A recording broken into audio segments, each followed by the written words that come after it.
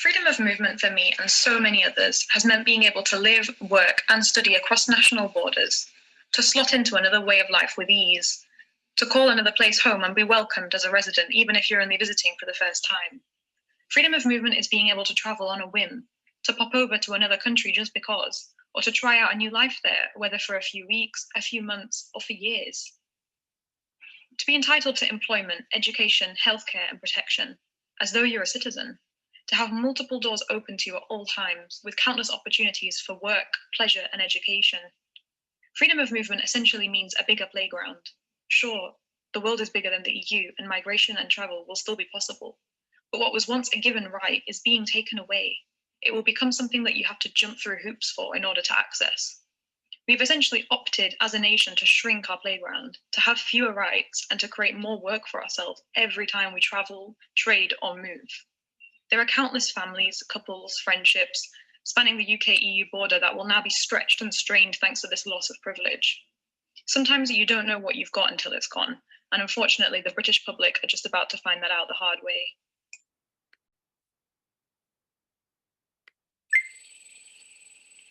Hello, my name's William Tobin. I was born in Manchester and I've lived all over the world. As a baby, I was taken for 2 years to the United States. Then the rest of my upbringing was in England. As a student, I went to the United States for a summer, worked as a garbage man in a Jewish holiday camp in upstate New York, and was sufficiently impressed by the States to go there for graduate study in Wisconsin. After that, I returned to the United Kingdom, to Scotland, where I was for 3 years and met a French woman who is now my wife. Following Scotland, Mrs. Thatcher was reducing opportunities for lots of us. I followed Mr. Tebbett's injunction to get on your bicycle and went to France for a while, for 5 years, where I married my then girlfriend. We migrated to New Zealand. I was there for, all told, for about 20 years, but my wife wished to return to France. There was a period of several years where, in fact, I spent half my year in France and half in New Zealand before retiring to France. And I'm in France now as I speak to you. All of this in my life, or much of this in my life, would not have been possible without EU freedom of movement. And my heart weeps for the youngsters in the future who will not have the relatively easy road that I had. Well, I don't want to pretend moving between countries is easy, but there were no administrative complications, or at least none that were fundamental, between France, for me as a British citizen, because of first of all, the common market, and then later the European Union. Now, one of the things that greatly grieves me about Britain having left the European Union on the 31st of January this year is that all of a sudden I am now a foreigner in France. We all know, I think, how it's very different being with friends and living with visiting and living with friends, and being at home. Well, the loss of my European citizenship with Brexit has meant that I'm no longer chez moi ici en France. This is no longer part of my political union, my political area. I'm a foreigner in this country in a way that I wasn't before. And I very much regret now not being at home anymore because of Brexit.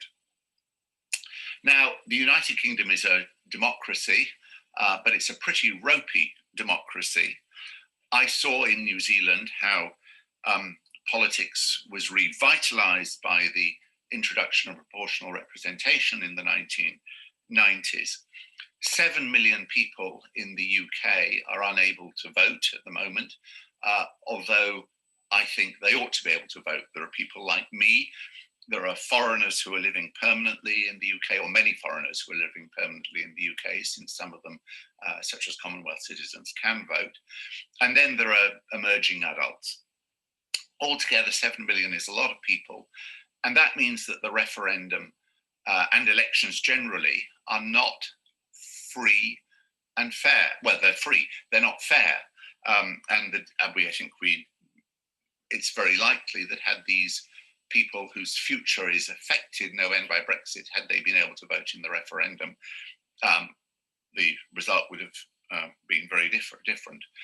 And this lack of representation is actually what led me to stand in last year's general election in Boris Johnson's constituency with the slogan, "Don't vote Tobin, let Tobin vote," because although British electoral law disenfranchises me because I have been overseas for too long, it still allows me to stand, and I stood to raise this issue.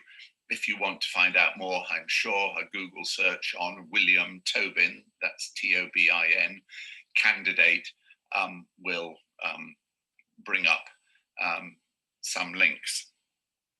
And so let me say, nevertheless, maybe actually Brexit won't make me a foreigner. And that's the one glimmer of hope I have for the future, because it's not completely clear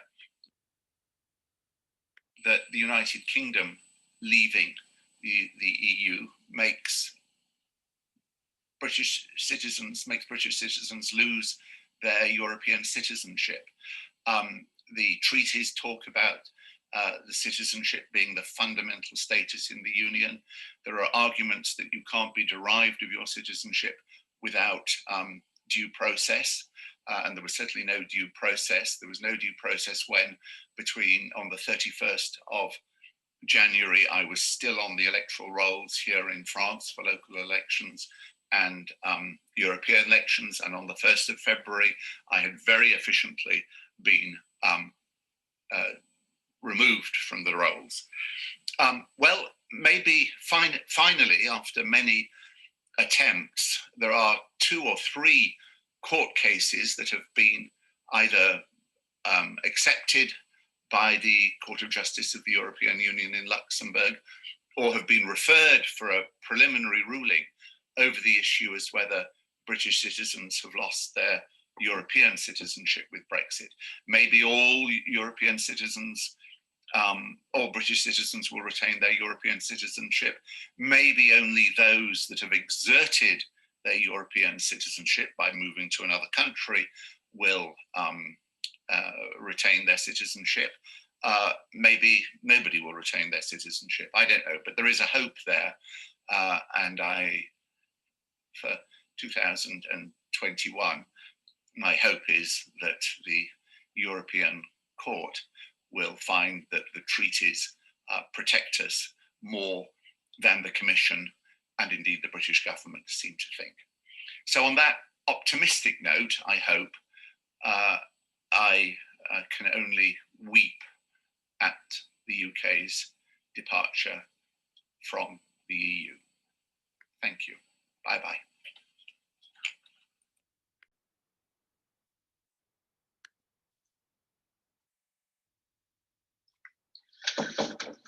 Good evening.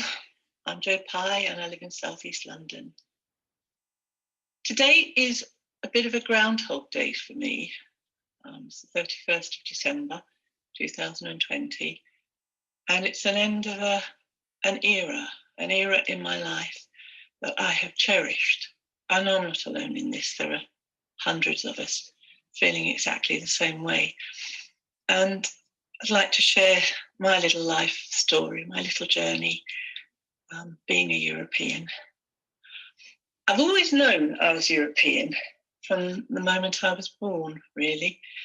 I'm the daughter of an Italian mother and an English father. So I've always known that I've had a foot in 2 different camps.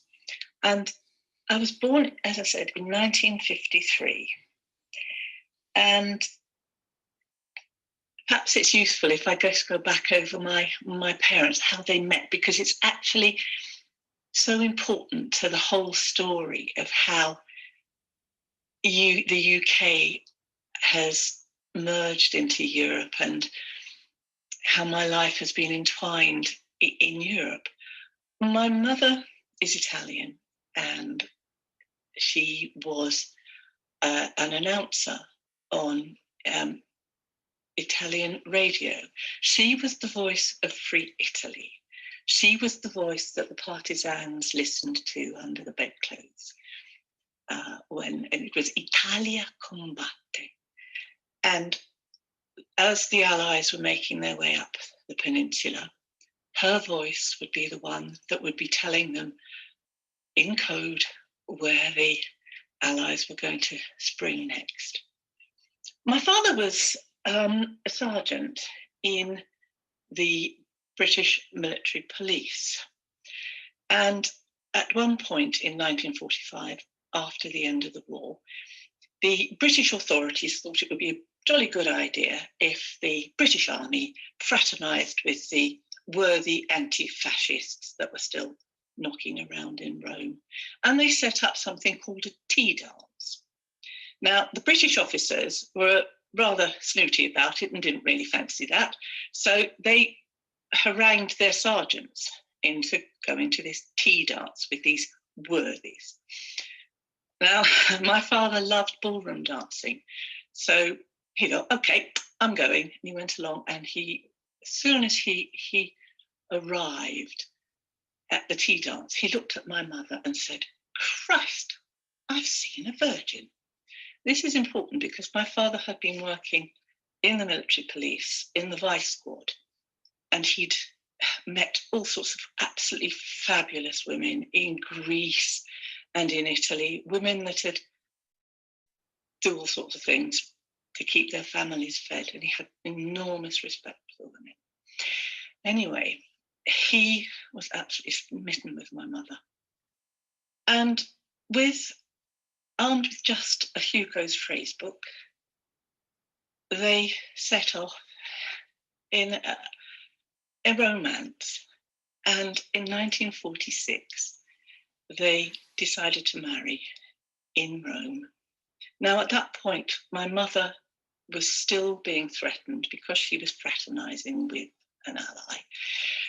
She was being threatened with having her hair shaved off and being beaten up. Luckily, that didn't happen. And they got married in 1946, and she caught the first freighter leaving Ostia for London. And she arrived in London sort of June 1946, and took herself straight off to the BBC. When she was a journalist in Rome, she worked with a lot of Jewish journalists who had had to escape. And they said, Mariuccia, if you ever come to England, look us up, you'll be able to find us. We will be in the world service of the BBC. My mother never thought she'd end up in England. But anyway, she the first thing she does when she arrives is she goes to BBC, and lo and behold, there they are. And she immediately becomes an editor and a broadcaster. And latterly, she became the studentessa, the student in Parliamo Italiano, which was part of the British Council and the BBC's tutorials for teaching people, Italian and French and German, whatever. So she was in the Italian section of the BBC, where she stayed for many years.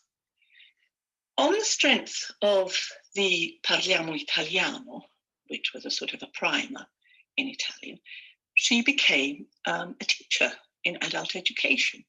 Now, they were quite interesting. There were a lot of people who wanted to learn Italian in the late 50s and early 60s. A lot of people had liked opera, but also she had an awful lot of soldiers who had actually thoroughly enjoyed their war in Italy. Loved the food, loved the people, and wanted to go back and speak Italian. So she did that for a number of years. She also became a courier for the Compagnia Italiana del Turismo, which was CIT. As I said, I was born in 1953, and I went to a primary school in Plumstead, and my sister and I were the only two children that spoke another language. That school now has over 120 different languages being spoken, so that basically says quite a lot about how things have changed. So it wasn't all pleasant because, you know, the war had only been over 15 to 20 years. So we were called spaghetti ears, we were called dirty eye ties, although we actually had a B-day, which I thought was quite novel. Nobody else had one, but we did. Dirty eye ties, cowards, which wasn't particularly nice.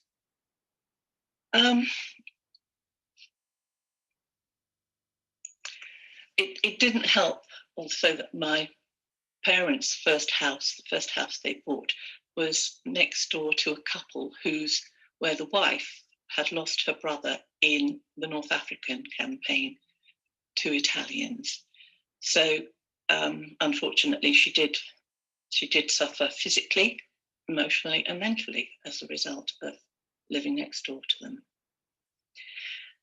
So my sister and I grew up bilingual. And so many people said to my mum, "Why are you teaching them that language?" To which she would reply, "Well, 55 million other people speak Italian, so why not? I also want them to know about Italy and going to Italy. It's my country." So there we were at school, my sister and I. We had an Italian mum. We spoke a different language or second language. We ate different foods when my mum could get up to Soho to get them. And we had something else. We had holidays in Europe, in Italy, this far off place. Most of our contemporaries went to Dymchurch or Margate, if they went anywhere. But we would go for 3 months to Italy and spend the summers there as my mother did her courier work. Now, it struck me as I was preparing for this just how important that those experiences were for me, because we'd be on the beach all day, every day, in Lignano Sabbiadoro, which is on the Adriatic near Venice. And on the beach, there were Germans, Austrians, Dutch, French, Yugoslavs.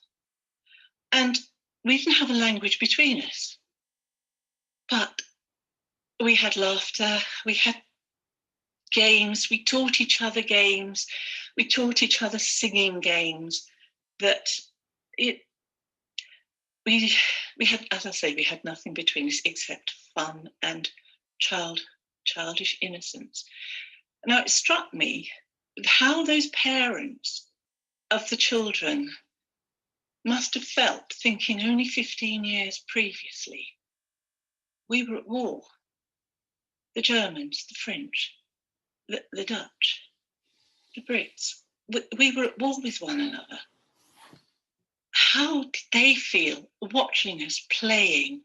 They must have felt, I hope, well, go, let us play, that this was a beautiful bonus that they might never have expected.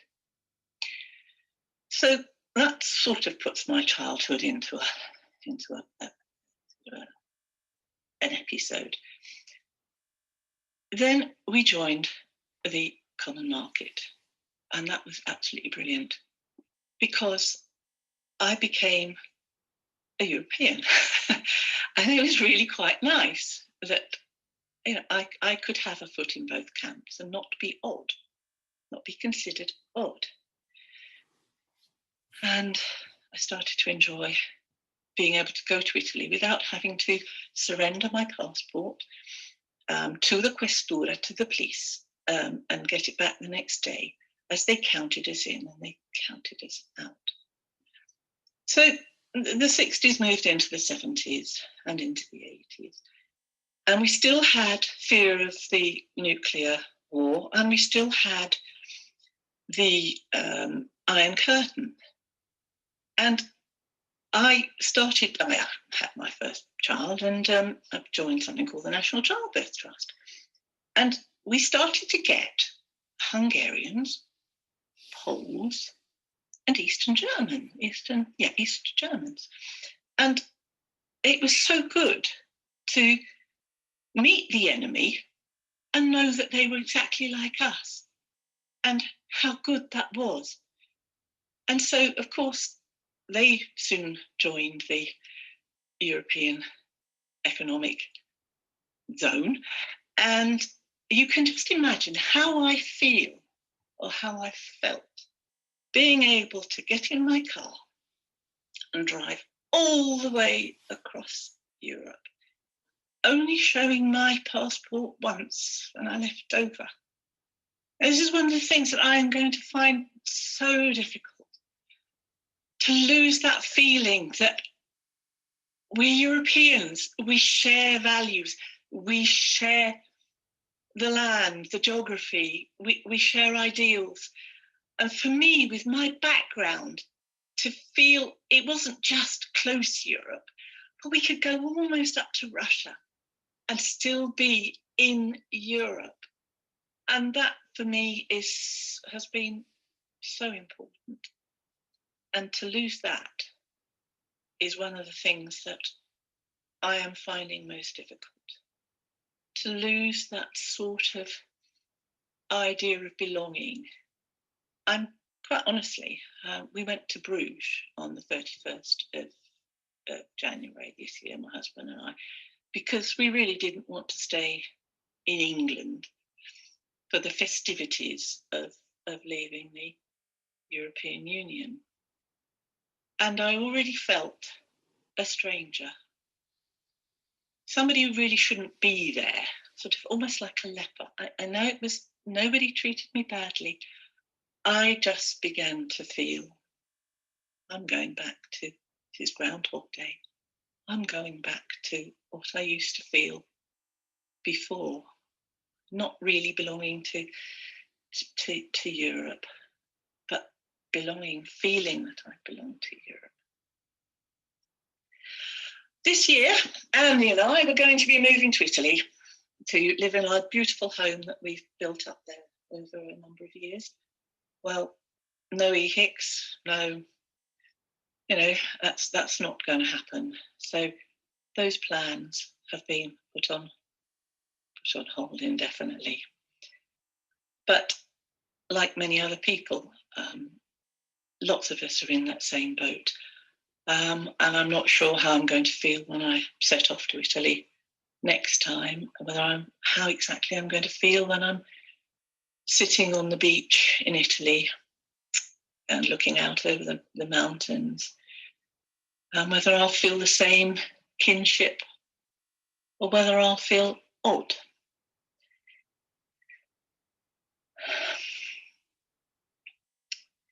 But I think there are people who are going to suffer an awful lot more as a result. I'm an old lady now, so, it's not important. What is important is that our young people have been robbed of a future that a lot of us have enjoyed. And to take us out of Erasmus, to not even be part of Erasmus, is absolutely mean, despicable. And it is the purpose that the government doesn't want our youngsters to know how good it is to live in a united Europe. Is that the purpose of it? So we've got our young people being robbed. I've got my wonderful EU27 neighbours and friends who are facing being asked already, why are you still here? Why haven't you moved away? It is just absolutely crucifying to feel that and to think that how quickly the genie's been let out of the bottle and the nastiness has come.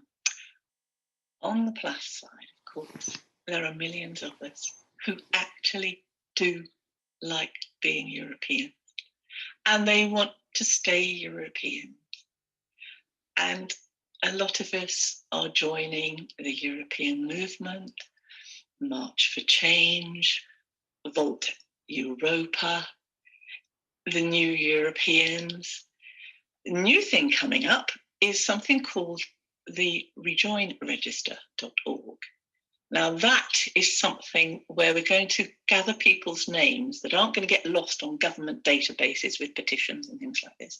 We're going to gather people's names so that we can have millions, we can show that millions of people have pledged to rejoin. You don't have to pledge with money, it's pledging your name. So that's going to be starting tonight. It'll be online tonight and for good and all.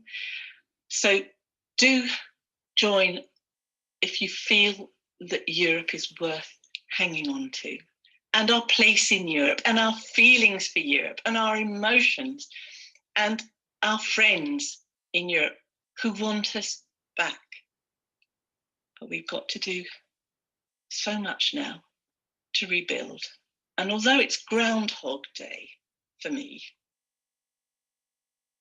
I'm one of the millions that actually want to do something good and positive and get us back into Europe as soon as possible. We're going to have to change the way we vote. We're going to have to change an awful number of things, make our society much more worthy of getting back into Europe. But I'm still European. I'm forever European. And I really, really hope that you feel the same as me, and that when our tears dry after 11 o'clock tonight, we will recharge our batteries and say, this is worth it. I am European, and I'm not going to surrender that and go back to some sort of warfare when we have peace and we can build on the peace. So good night to everybody out there. I sincerely hope that we can dry our tears and get back out there. We deserve it. We're worth it. And I really think that Europe can benefit from having good Brits back again. So good night. Tanti saluti e buonanotte e buon anno.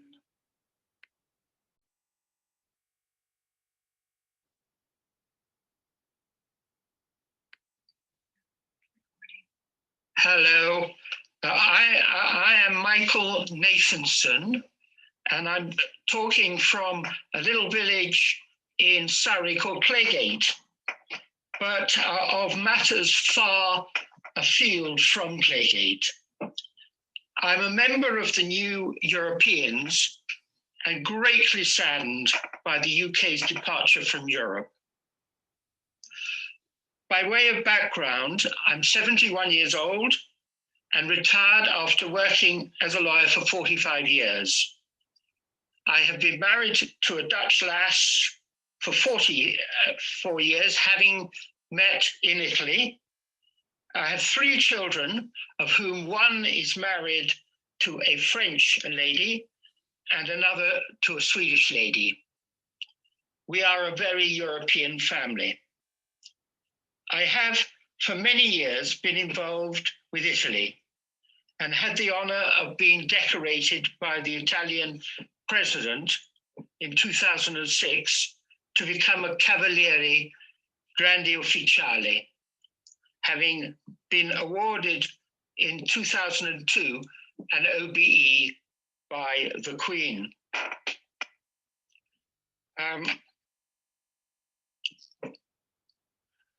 In each case, the awards related to my involvement in trying to help develop the deep affection that exists between the United Kingdom and Italy. My family's love for Italy goes back to 1943, when my late father, then a prisoner of war, was helped to escape by several very brave citizens of Modena. who, risking certain death if discovered, sheltered him in Modena and then helped him to make his way to Switzerland. We have returned on many occasions to Modena and celebrated anniversaries of the Città dei Ragazzi, initially a haven, initially a haven for orphans and other poverty-stricken children in 1945, which was established by a priest, Don Mario Rocchi, who had been one of the escape committee that assisted those fleeing Italy. Since 1953, I've visited Italy with great joy on every occasion, every year, and in some years several times, in the course of my work as a lawyer, as advisor to the British-Italian Parliamentary Group and chief executive of the UK branch of the British Chamber of Commerce for Italy. Two of my children have studied under the Erasmus scheme in Italy. Over that period, I learned of the great respect and affection that each country and its citizens had for the other. I'm sure that this was in part due to the freedom that citizens of each of the countries had to reside in the other country, enjoying a majority of the rights of those citizens. There is no longer an unfettered freedom of movement and abode, and with it there has, in my view, been destroyed one of the cornerstones of the mutual trust and affection between citizens of the two countries. Thank you very much.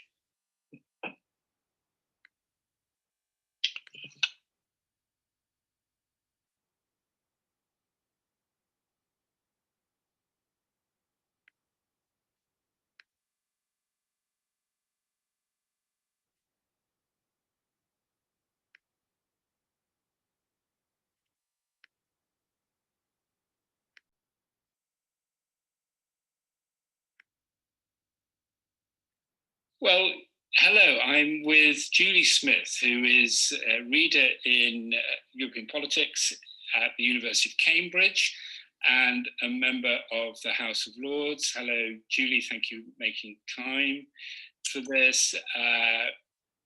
Free movement. How do you feel, Julie, about the whole of the UK losing rights to free movement between and Europe, European Union losing free movement rights between the EU and the UK? How do you feel? How are you feeling about that today? Very disappointed. Clearly, when the UK voted to leave the European Union, it was quite unclear what the nature of the future relationship was going to be. And there were all sorts of scenarios in which we might still have had free movement. I mean, obviously, there are different types of free movement. I'm assuming here the main concern is about free movement of people. And we could have chosen a model like the Norwegian model and said, yes, we still want to have free movement of people, to acknowledge that those relationships, the opportunities that free movement has given people have been hugely important. And even if the UK doesn't want to be part of the legislative framework of Europe, free movement of people has been a benefit. But obviously, from Theresa May onwards, that hasn't been the approach that's been taken. And where we've ended up is something that in a position that I think is going to diminish people's opportunities. Diminish people's opportunities, yeah, absolutely, certainly is. I mean, those opportunities are significant, aren't they? And then they played a role, I guess, in your life as you think about what you've done personally, professionally, politically, and so on. Free movement has been quite a kind of key element to that, hasn't it? I mean, what is the role that free movement has played in your story, in your life? Well, one of the most obvious things is that I had a Hanseatic scholarship just towards the tail end of doing my doctorate. And so I went and spent time in Hamburg, and there was no red tape about it. After 3 months being there, I had to register as being resident, but that wasn't anything to do with being British. It wasn't to do with being a third country national. That's what I would have had to do anyway. And so I could simply go and move to study, to live, to work. And that was a huge opportunity at the time.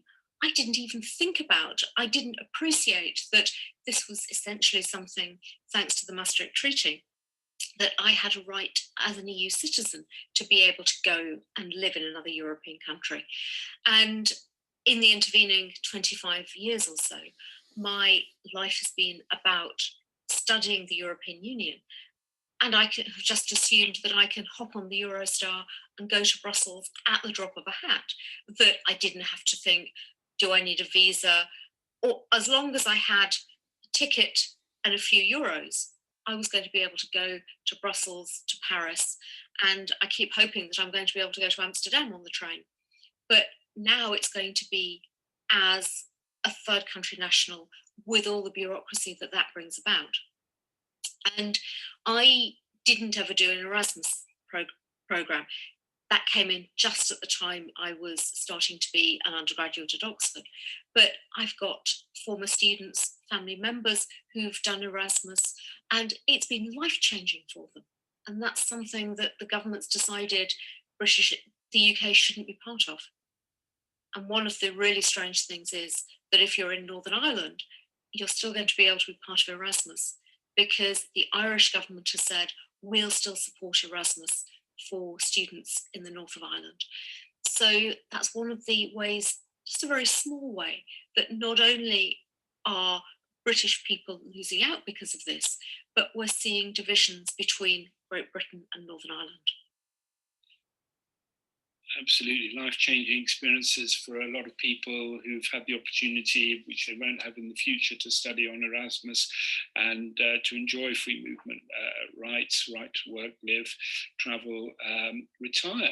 People, we're talking about people at the start of their working lives, people at the end of their working lives who have dreams about their retirement that will be dashed. And I think, as you pointed out so clearly, it's really not until you start to sort of avail yourself of your free movement rights, in your case, traveling to Hamburg on a Hanseatic scholarship, or in case from your students and family members to do different things, studying, working, and so on, that you start to realize that free movement is much more than about crossing borders, isn't it? It's about really what happens when you get there, and not having a mountain of red tape, for example, and life being made simpler for you rather than more complicated. Why do you think it's been so difficult for people to really understand the importance of free movement and how it makes life easier for us in Britain? Is it possible to kind of get a sense of what free movement is about unless you've had those opportunities and used them themselves? And people have children, grandchildren, relatives, friends. Why is it that it's been very difficult for people to really value free movement? I mean, European nationals, European citizens, the latest Eurobarometer survey shows 81% of Europeans think that free movement is a good thing. But in Britain, it was one of the levers that drove people to the exit door of the EU. We don't want to revisit the Brexit debate, but I just wonder why it is that it's been so difficult to get across in the UK context the idea of how valuable free movement rights are, whether you're going to use them for yourself or not. There are a variety of different reasons why it's been harder in the UK. One is simply geography, that if you are on mainland Britain, then you don't have those land borders. You don't then say, well, if we just lift the border, we can drive across from one country to another. So one of the most remarkable experiences I had was a train strike. I'd gone to speak at something in Maastricht. I arrived in Brussels and there was a train strike, so I couldn't get between Brussels and Maastricht. And I was told, get in a taxi. And so I was driven right across from Belgium into the Netherlands. And you didn't know where the border was between the two countries, but you began to sense there was a change in the landscape. So you knew you were in a different country. And yet it was all so simple. It was all part of being part of the continent of Europe. Whereas if you're in Great Britain, I'm deliberately saying Great Britain rather than the UK as a whole, because the situation for Northern Ireland is different. But if you're in Great Britain, it's a bit different. There's more of a psychological gap between just getting the train to the Eurostar might be relatively straightforward if you're in the south of England. But if you're thinking about a flight, something that is a major journey, then there's a psychological aspect to it. But also, there's been a tendency both for policymakers not really to explain the benefits of free movement. And there's been a little bit of a sense that you talk about Erasmus and there's a general slightly negative connotation for people who haven't done Erasmus, that perhaps it's about people, just students going and having a good time, without really understanding some of the deeper aspects of relationship building, of understanding other cultures, but also without understanding that you can do apprenticeships through Erasmus, that it's not just something for posh kids to do, it's something that everybody can be part of. But we've never really fully engaged with that.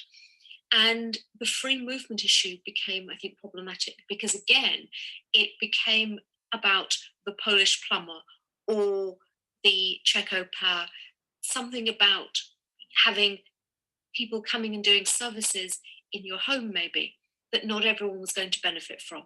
So used very much by those who wanted to leave to say, look, yeah, some people are going to benefit from free movement, other people aren't. If you've never left the UK, do you really benefit from it? But I think also what nobody really talked about or didn't talk about enough when we were looking at membership was how many of our health service staff, how many of our care workers come from other European countries. They have been so vital to our NHS, a key issue for so many people, both in the referendum and over COVID. And one of the reasons we're having difficulties being able to move patients into the Nightingale hospitals seems to be there aren't enough medical staff. Why aren't the medical staff? Because actually some of our EU medical staff have now gone back home because they've said, we're not really sure that the UK is the place for us anymore. And that's really sad. I wonder if it's a case of we don't know what we've got until it's gone, and whether going forward, as people start to see the sort of potentially queues and pile-ups and over, whether we see those or not remains to be seen, but the shortages of nurses in the NHS in the midst of a pandemic. As this goes on, passports for pets, which we won't have anymore. People are very fond of their of animals, and they're particularly if they have a pet, and they won't be able to travel so easily with their pets anymore. I always thought we should have said during the referendum campaign, vote Remain or the dog gets it. We didn't say that. We perhaps we should have done. The dog is going to get it, and the cat and all the other pets as well, because pet passports are gone.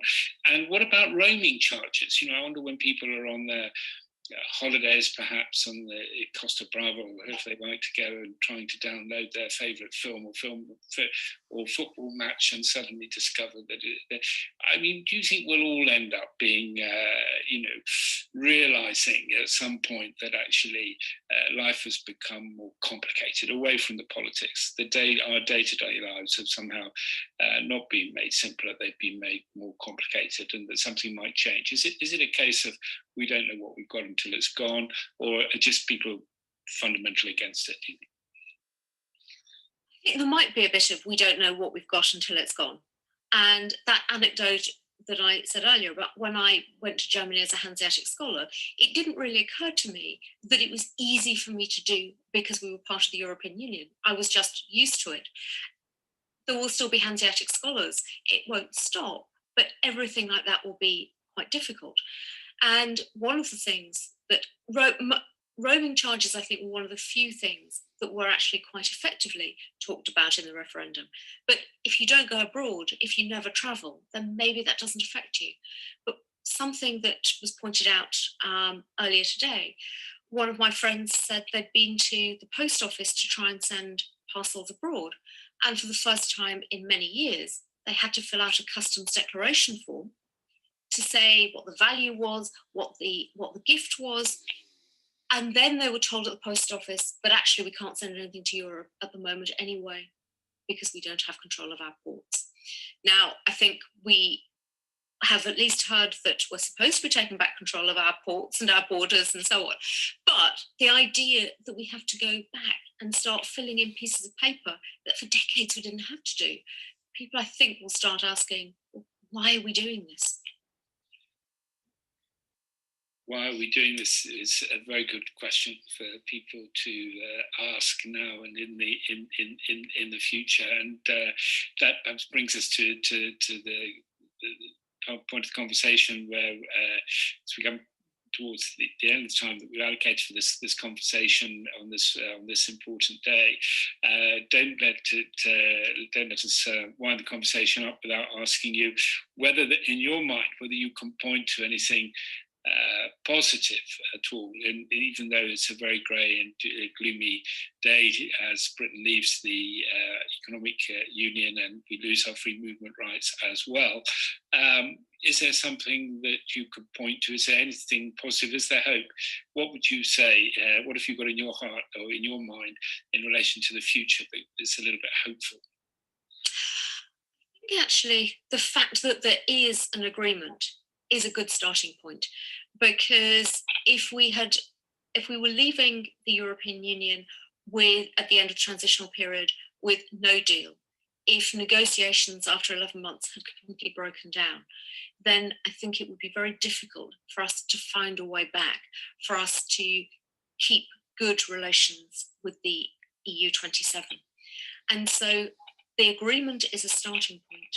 The fact that the government has decided to stay in the future research arrangement, so beyond Horizon 2020, I think is a positive thing. If they decided to stay in Erasmus, that would have been even better.